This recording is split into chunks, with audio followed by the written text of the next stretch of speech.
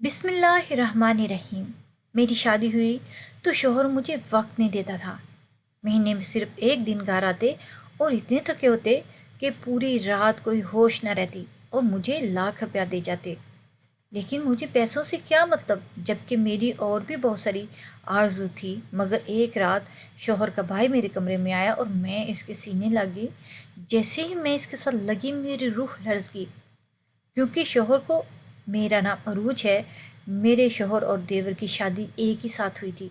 मैं बहुत खूबसूरत थी, जबकि मेरी देवरानी बिल्कुल भी खूबसूरत नहीं थी।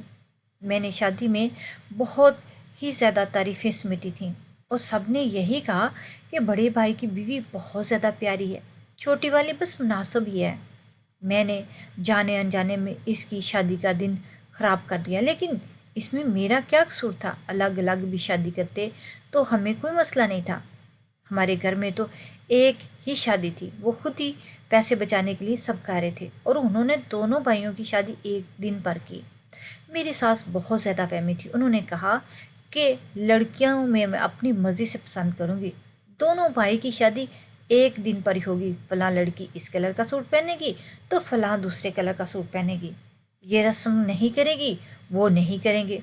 शादी में कोई काले रंग के कपड़े पहन कर नहीं आएगा। पता नहीं वो किस किस्म की हरकतें कर रही थी, पर ये लोग अमीर थे, इसलिए हम लोग भी बर्दाश्त कर रहे थे। ऐसा रिश्ता हमें दोबारा नहीं मिलता। मेरे देवर का भी मुंह बना हुआ था, जैसे वो ये सोच रहा है कि मेरे भाई की बीवी ज़्यादा प्यारी है और मेरी बीवी बदसूरत। लेकिन ये तो अपने अपने नसीब की बात है। इसी तरह अगर मेरे शोहर को देखा जाए तो वो भी इतना खूबसूरत नहीं था, लेकिन मेरे देवर की शक्ल मेरे शोहर से बेहतर थी। बहरहाल जब शादी हो गई तो इसके बाद मेरी देवरानी और मुझ में इसी तरह के तल्लुकात थे कि जैसे हम लोग एक दूसरे के ख़िलाफ़ एक सर्द जंग में शामिल हो गए हों। लेकिन फिर भी हम दोनों को एक ऐसी बात पता चली कि हम दोनों एक दूसरे के दर्द से वाकिफ़ हो गए, क्योंकि हमें ये पता चला कि हमारे शोहर शहर में काम नहीं करेंगे। शहर में काम करेंगे और महीने में 3 या 4 दिन के लिए आया करेंगे। मुझे तो इस बात से बड़ा दुख हुआ कि अभी शादी हुई है और पूरा महीना शोहर से दूर रहना पड़ेगा। 3 दिन के लिए आएंगे तो 3 दिन में क्या करेंगे। शादी के शुरू के दिन तो बहुत अहम होते हैं, इंसान एक दूसरे के साथ रहता है, एक दूसरे से बातें करता है। लोगों के शोहर तो अपने काम से 3 महीने की छुट्टियां ले लेते हैं और यहाँ पर तो अगले हफ्ते हम दोनों के शोहर जाने की तैयारी कर रहे थे। लेकिन मेरी देवरानी इतनी उदास नहीं थी। इसने कहा अच्छी बात है, काम मिला करेंगे तो मोहब्बत बढ़ेगी, सारी ज़िंदगी साथ ही रहना है या वो नज़दीक ही होते हैं, लोग तो दूर हो जाते हैं। इसकी ये बात मुझे समझ ना आई। मेरा शौहर का नाम अकरम था और मेरे देवर का नाम सलीम। वो दोनों सुबह सुबह तैयारी करके रवाना हो गए, लेकिन इसके बाद एक माह किसी न किसी तरह कट गया और एक खबर हमें मिली। मुझे कहा था कि महीने में 3 या 4 दिन आऊँगा। 29 तारीख थी और मेरा शौहर ना आया। मैंने कहा आप कब आएंगे? तो कहने लगा कि 30 तारीख को आऊँगा और 1 को वापस चला जाऊँगा। मैंने कहा कि आपने तो कहा था कि 4-5 दिन तुम्हारे साथ गुजारूंगा। तो शोहर ने कहा हमने सोचा तो यही था, लेकिन हमें पूरे महीने में सिर्फ और सिर्फ एक ही छुट्टी मिलेगी। कल छुट्टी है तो मैं सुबह सुबह पहुंच जाऊंगा। मैं हैरान रह गई। मैंने कहा कि यहाँ पर तो अजीब बात चल रही है। घर वालों से कहा तो घर वालों ने कहा शादी करके ये लोग चले जाते हैं, तुम तो 1 महीने में अपने शोहर से मिल सकती हो। मेरी बहन की शादी यहाँ की थी, उसका शोहर तो दुबई होता है और 2 साल में एक ही दफ़ा आता है। मैंने अपने घर वालों को कहा कि इन्होंने मुझे इसकी मिसाल दे दी कि वो भी औरत है, तुम्हारे अंदर कोई 3 से 4 औरतों के दिल रखे हुए हैं। अब इस मामले पर अगर मैं कुछ ज़्यादा बोलती तो लोग कहते हैं कि बड़ी बेशर्म है, शोहर के करीब रहने की बातें कर रही है। इसलिए मैंने इस मामले पर ज़्यादा बात ना की, लेकिन मेरे अंदर भी कुछ शर्मान थी। शोहर महीने में एक दिन के लिए आता और इसे एक दिन में तो इसे अपनी भी खबर ना हो रहती। आकर सो जाता, कहता कि पूरा महीना मैं काम करता हूँ, एक दिन तुम मेरा सर नहीं खाओगी तो मेहरबानी होगी, मुझे आराम करने दो। मैंने कुछ नहीं कहा, पर यह भी तो हो सकता है कि एक दिन पूरे तरीके से मेरे साथ गुजारता, हम लोग गुजार जाते, एक दूसरे से प्यार मोहब्बत की भर बातें करते तो पूरे महीने के दुख कम हो जाते। लेकिन ऐसा कुछ भी नहीं हो रहा था। पर जाते जाते मेरे शौहर ने मुझे काफ़ी सारे पैसे दिए, शायद महीने भर की तनख्वाह थी, लेकिन ये पैसे तो तनख्वाह से भी ज़्यादा थे। मैंने कहा इतने सारे पैसे? तो इसने कहा तभी तो इतनी दूर जा के काम करते हैं, तो फिर इसका फल भी तो मिलता है। लेकिन शुरू में तो इस बात पर मैं बहुत खुश हुई कि चलो पैसे तो मिल रहे हैं, کافی ساری شاپنگ بھی کی اپنے سارے چھوٹے چھوٹے خواب پورے کرنے کے لیے۔ لیکن میرے شوہر نے کبھی مجھ سے حساب نہیں مانگا تھا کہ پیسے کہاں لگا دیے تم نے۔ دل کی خواہش کی ایک حد ہوتی ہے، جب انسان اس کو پوری کر لیتا ہے تو وہ ختم ہو جاتی ہے، پر جذبات کی کوئی حد نہیں ہوتی۔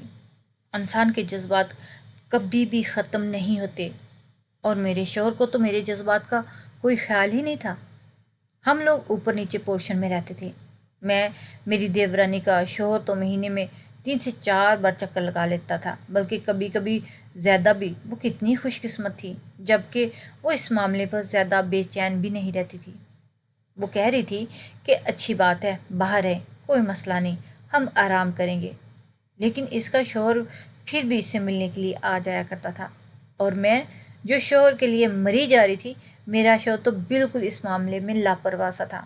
اس کا مطلب یہی ہوا کہ دراصل میں جو شادی پہ بڑی خوش ہو رہی تھی، سب سے خوبصورت لگ رہی تھی، سب سے اچھی لگ رہی تھی، سب سے خوبصورت اور اچھی تو میں ہی تھی، لیکن میرے نصیب اچھے نہیں تھے۔ میری دیورانی کے نصیب اچھے تھے۔ مجھے صرف دولت مل رہی تھی، محبت نہیں مل رہی تھی، اور اسے محبت بھی مل رہی تھی۔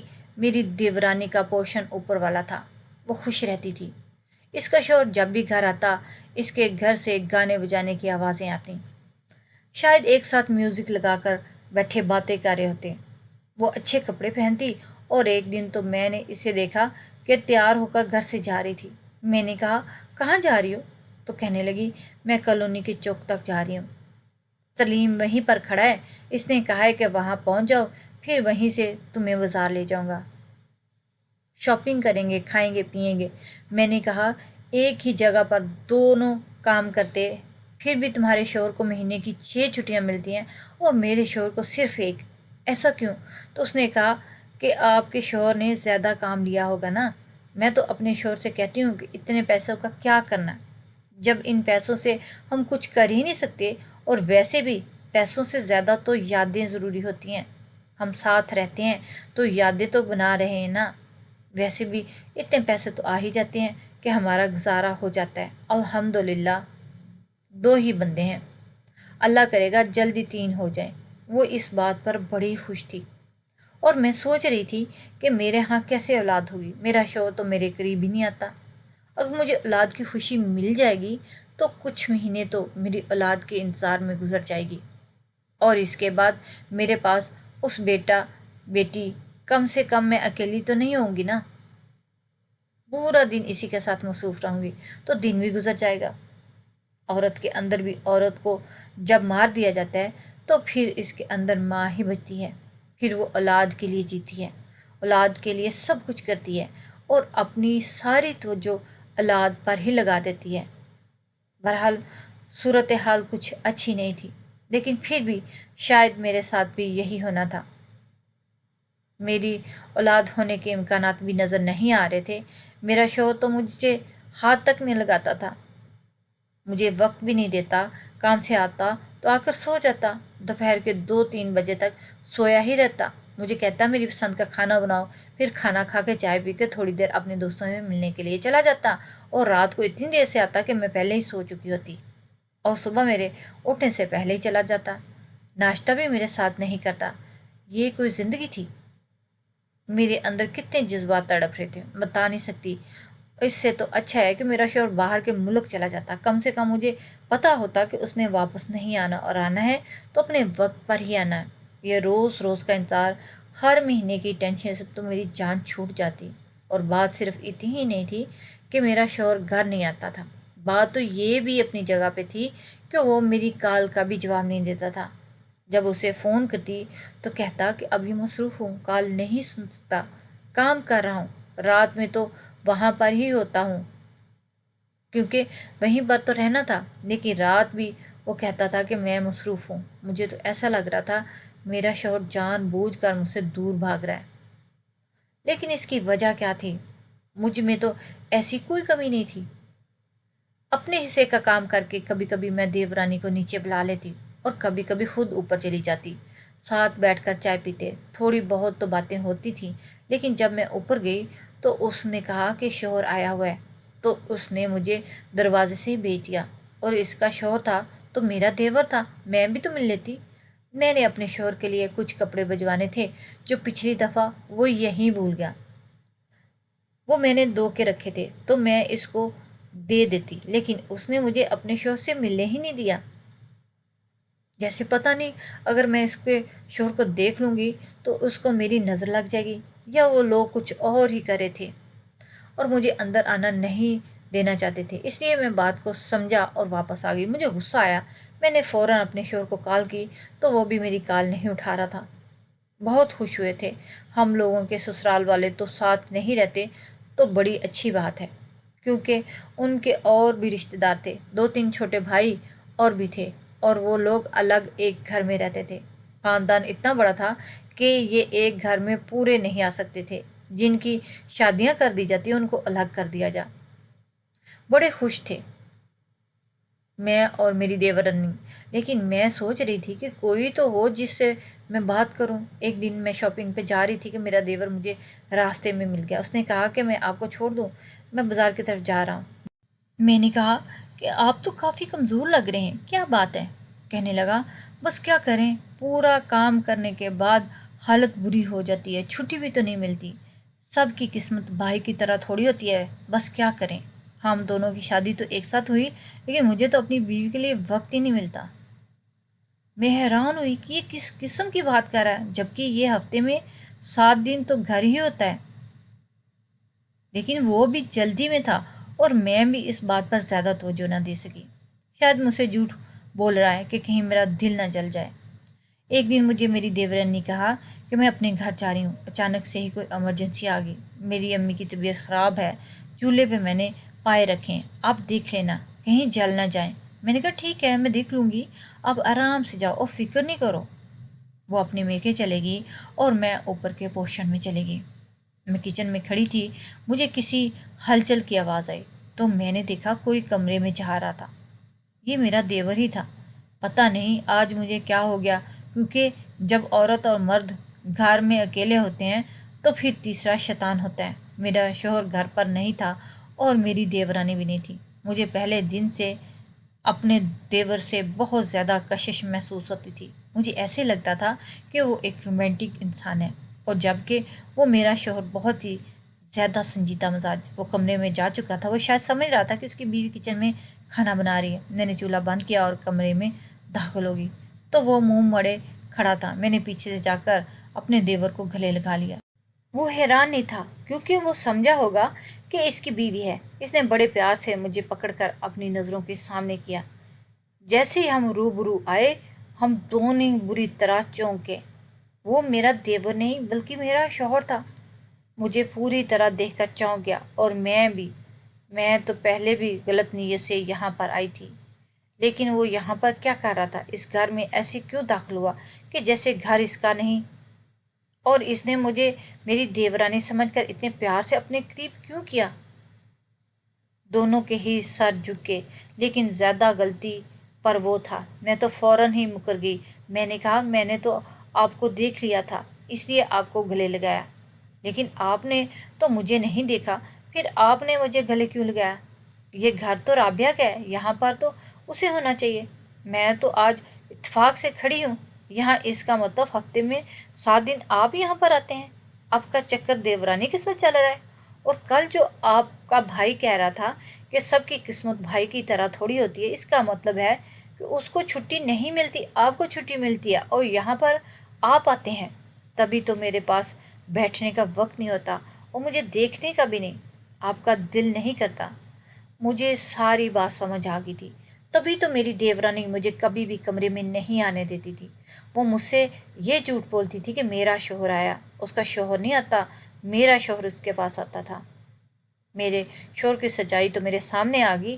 مجھے لگا کہ وہ مجھ سے معافی مانگے گا، یا کہے گا کہ میں نے یہ سب نہیں کیا، یا پھر مان لے گا کہ میں نے ایسا کیا، لیکن مجھے معاف کر دو، یہ بات کسی کو بتانا نہیں۔ لیکن اس نے تو الٹا سینہ تان کے کہا ہاں کیا ہے میں نے یہ سب، کیونکہ جس لڑکی سے میں محبت کرتا تھا اس کو میری بھابھی بنا دیا گیا۔ لیکن یہ سب ماں نے کروایا، کیونکہ میری ماں بہت زیادہ وہمی تھی اور اس طرح کے کاموں میں بہت زیادہ پڑ جاتی۔ اس نے کہا کہ انہیں تمہارے ساتھ جس کی شادی ہوئی اس کا نام تو عین سے شروع ہونا چاہیے، اس لیے انہوں نے میری شادی تم سے کروا دی۔ ایک زندگی ہوتی ہے، ایک دل ہوتا ہے، یہ لوگوں کی تہمت پرستی کی نندر کرنے کے لیے نہیں ہوتا۔ اس لیے میں نے سوچا کہ میری شادی تم سے ہوگی تو کیا ہوا، اپنی محبت کو سرعام رسوا نہیں کروں گا، دوری محبت نہیں چھوڑوں گا۔ اس لیے میں نے ہی امی سے کہا کہ ہمیں الگ گھر میں رہنے دیں، اور یہی میری شرط تھی۔ تب میں اس شادی کے لیے مانا۔ امی بھی اس لیے مان گئی کیونکہ وہ میری شادی تم سے کروانا چاہتی تھی، اور اس طرح میرے بھائی کی شادی وہ رابعہ سے کروانا چاہتی تھی، لیکن وہ بھی مجھ سے بہت محبت کرتی، اس لیے ہم نے یہ طریقہ نکالا۔ مجھے مہینے میں 7 چھٹیاں ملتی ہیں، اور میرے بھائی کو صرف ایک، ان میں سے صرف ایک دن تمہارے پاس آیا کرتا، اور 6 دن رابعہ کے پاس ہوتا۔ اور جب اس کا شوہر ایک دن کے لیے آ جاتا تو اس کو کیا پتہ چلنا تھا کہ کیا ہو رہا ہے۔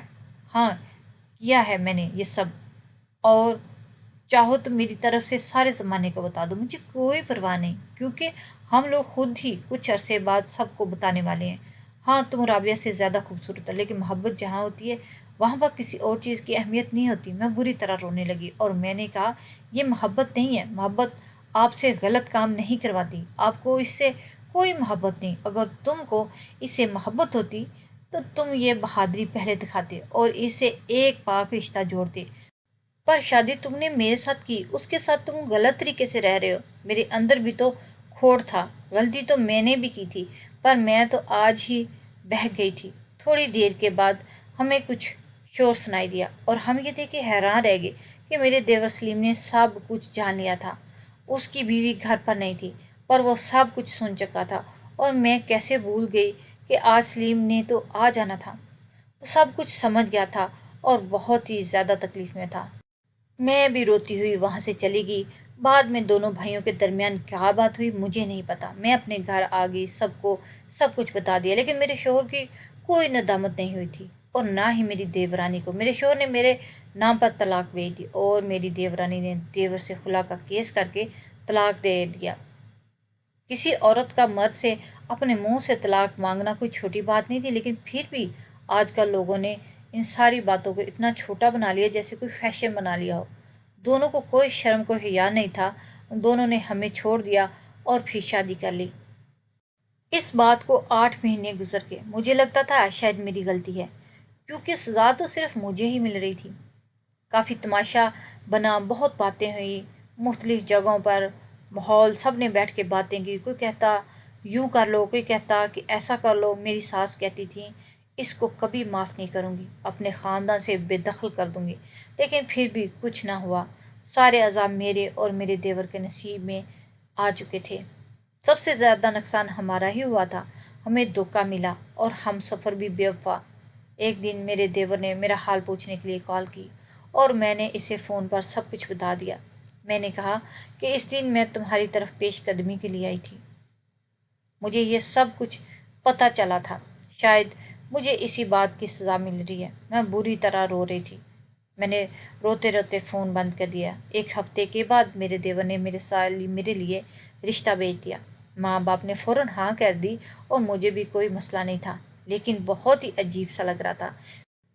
پھر سوچا کہ میرے شوہر اور دیورانی کو گناہ کرتے ہوئے عجیب نہیں لگا، تو پھر ہمیں نکاح کرتے ہوئے کیوں عجیب لگے؟ ہم تو ایک دوسرے سے نکاح کر رہے تھے، ہم لوگوں نے ایک دوسرے سے نکاح کر لیا، اور آج میرا دیور میرا شوہر ہے۔ ساس نے تہمات پرستی سے کام لیا، اور شاید قسمت میں بھی یہی ہونا لکھا تھا۔